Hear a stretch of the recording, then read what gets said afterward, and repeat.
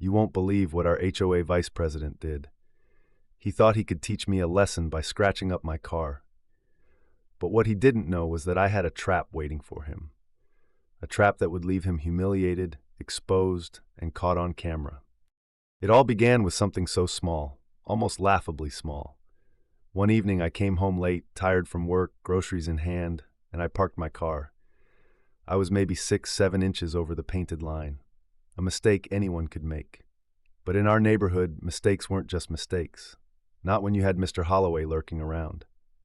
Holloway was the vice president of our HOA, and to him the title wasn't just volunteer work. It was a crown. He strutted around with his clipboard like a sheriff in a Wild West movie. Polo shirt tucked in, smug smile, always ready with a passive-aggressive comment. He was the guy who measured grass blades, who timed how long your trash can sat out, who stared at your mailbox to make sure the flag wasn't crooked. People joked that he had binoculars aimed at every yard, but honestly, it didn't feel like a joke. The first warning came the next morning. Bright orange paper tucked under my windshield wiper. Improper parking. Future violations may result in fines. I rolled my eyes, crumpled it up, and tossed it. I mean, come on, a few inches? No one got hurt, no one was blocked. It wasn't worth more than a shrug. But Holloway, oh, he didn't shrug. By the end of that week, I had 2 more warnings. By the end of the month, I'd lost count. He was relentless. It became clear this wasn't about parking. This was about control. And then came the morning that changed everything. I walked out with my coffee, ready to drive to work, and froze. A jagged white scar ran across the length of my car door. Fresh, cruel, deliberate. At first, I thought it was bad luck, a random act of vandalism, maybe a kid, maybe a stranger. I tried not to believe what my gut was screaming, but a few days later, it happened again. A new scratch, deeper this time. Then a third. Every time I parked in my driveway, another scar appeared. And I knew, this wasn't random, this was personal. The anger simmered. Do you know what it feels like to walk out every morning and wonder, what's he going to do to me today? To run your fingers over deep scratches that you know are costing you hundreds, maybe thousands, while the person responsible smirks from his front porch like nothing happened. I decided I wasn't going to be his victim, not anymore. So I set up a hidden camera. Nothing obvious, nothing flashy, just a small lens tucked inside a flower pot on my porch, pointed right at my car. I waited, and when I saw the footage, my blood turned to fire.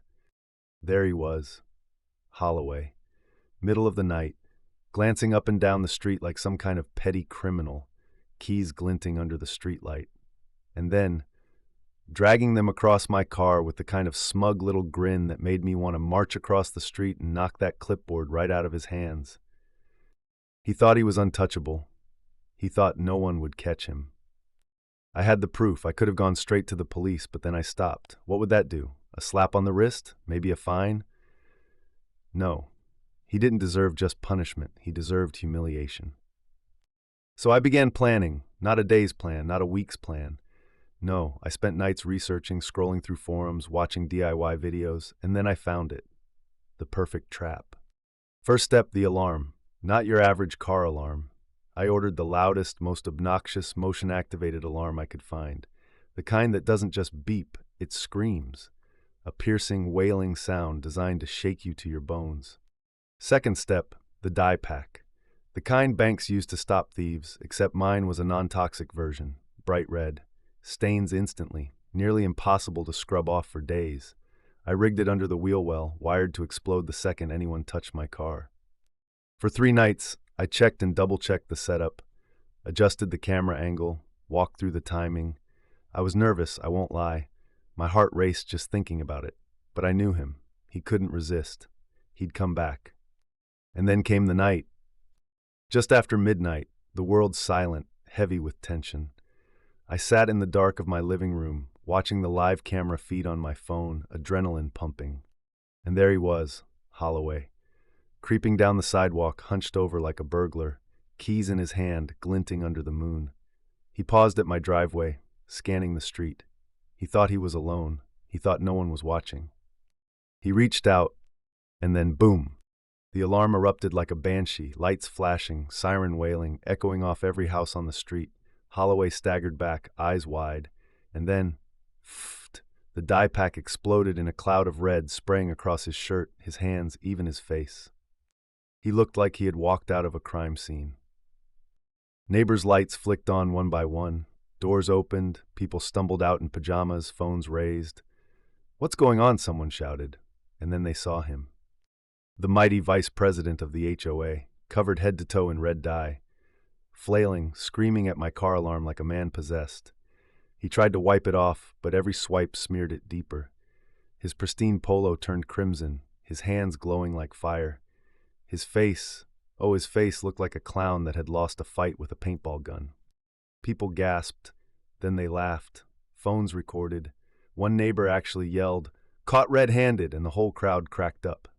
Holloway bolted.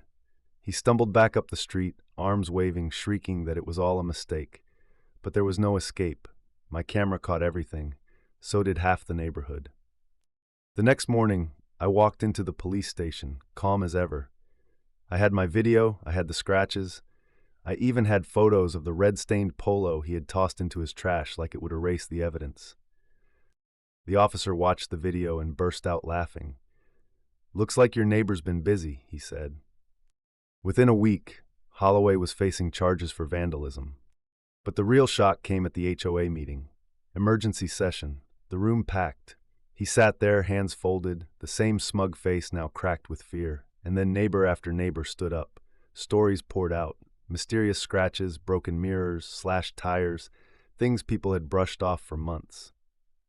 My trap hadn't just exposed him, it had ripped the lid off his entire reign of petty terror. The board had no choice. He was stripped of his position, fined, and ordered to pay restitution. His empire was over. Now, he's the punchline of every neighborhood joke. The man who ruled with a clipboard reduced to the guy who got caught red-handed by his own neighbor's creativity.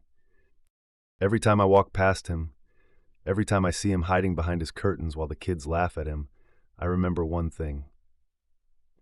Revenge doesn't always take fists. It doesn't always take yelling. Sometimes it just takes patience, planning, and one perfect trap. Holloway wanted to teach me a lesson, but in the end, he learned one himself.